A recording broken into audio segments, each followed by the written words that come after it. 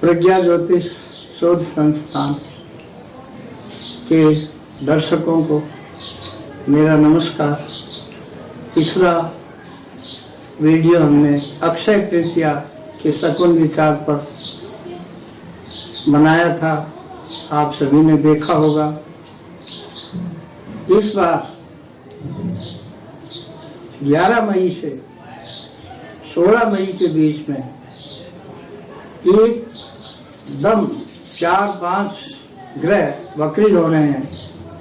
बुध पहले से व्यस्त चल रहा है, इसका तुरंत प्रभाव देखने को मिलेगा। वक्री ग्रह 1 हो 2 हो,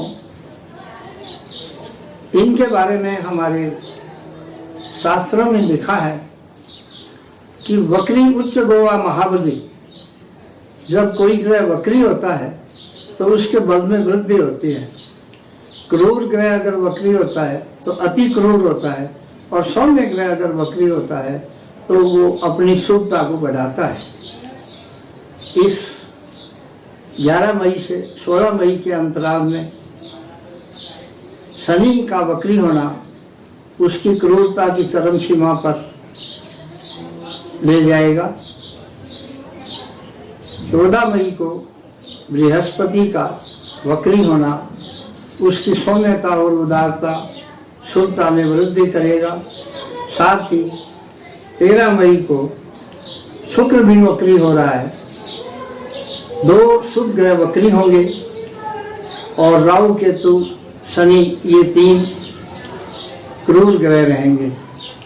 इनका प्रभाव ये होगा कि समाज में, राजनीति में, बाजार में और लोगों की मानसिकता में बहुत ज़्यादा उतावलापन होगा। इस उतावलेपन में, जोश में हम सावधान रहें। इस वर्ष चाहे व्यापारिक दृष्टिकोण हो, आर्थिक दृष्टिकोण हो, राजनीतिक दृष्टिकोण हो, हमारा यही मानना है कि हमें कुछ भी इस बार पाने की प्रयास नहीं करके प्राण बचाने के प्रयास करने चाहिए। पूरी साल उठा-पटक वाला है।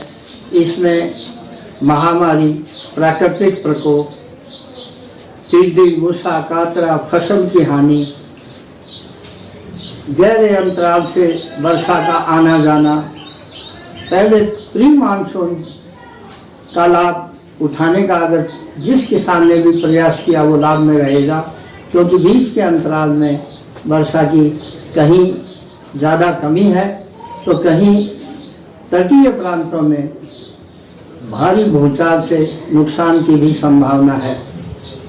बाजार इसी तरह से उथल पुथल रहेगा। कोई व्यापारी यह अनुमान नहीं लगा पाएगा कि 2 दिन जाने वाला, ऊपर जाने वाला भाव कब तीसरे दिन अचानक गिर जाए, क्योंकि इस साल का राजा बुध है। ये स्वभाव से मंदी कारक है, शुभ ग्रह है, परंतु अफवाहों के बाजार से, अफवाहों पर बाजार बहुत ऊपर नीचे रहेगा। अफवाहों से देश को बहुत हानि होगी और कुछ चंचल प्रकृति के लोग अफवाह फैलाकर सुशासन को दुखी करेंगे। इनके लिए प्रकृति जब उत्पात मचाती है तो किसी को दोष देना ठीक नहीं होता। प्रकृति अपना काम करती है, और वो जो भी प्रकोप है वो चाहे मैन मेड हो या नेचुरल कैलेमिटी हो, सारा जो व्यवस्था है वो प्रकृति की है। हम लोग पीड़ित हैं। किसी एक दूसरे को दोष देना यहाँ ठीक नहीं है, क्योंकि हमने प्रकृति को बिगाड़ा है। प्रकृति क्रुद्ध है, वो भी अपना असर दिखाना चाहती है। बृहस्पति वक्री होकर के इसी तरह से अगस्त सितंबर में धनु राशि में वापस प्रवेश करेगा, तब इस कोरोना महामारी के अलावा अन्य रूप में भी बीमारियां फैलेंगी, जो एलर्जी, स्किन डिजीज या थ्रोम्बोसिस टाइप होंगी। इन पे समय रहते तत्काल कोई दवा उपलब्ध नहीं होगी, परंतु मौतें कम होनी शुरू हो जाएंगी और मनुष्य जो है वो इन रोगों के साथ जीने का आदी हो जाएगा। बृहस्पति जून जुलाई में इस तरह की स्थिति पैदा कर देगा जो 1989-90 में थी। राजनीतिक अस्थिरता, स्वयं की पार्टियों के प्रति लोभ लालच में निष्ठा को बदलना और कुछ प्रांतों और कुछ देशों की सरकारों का गिरना इसमें देखा गया है।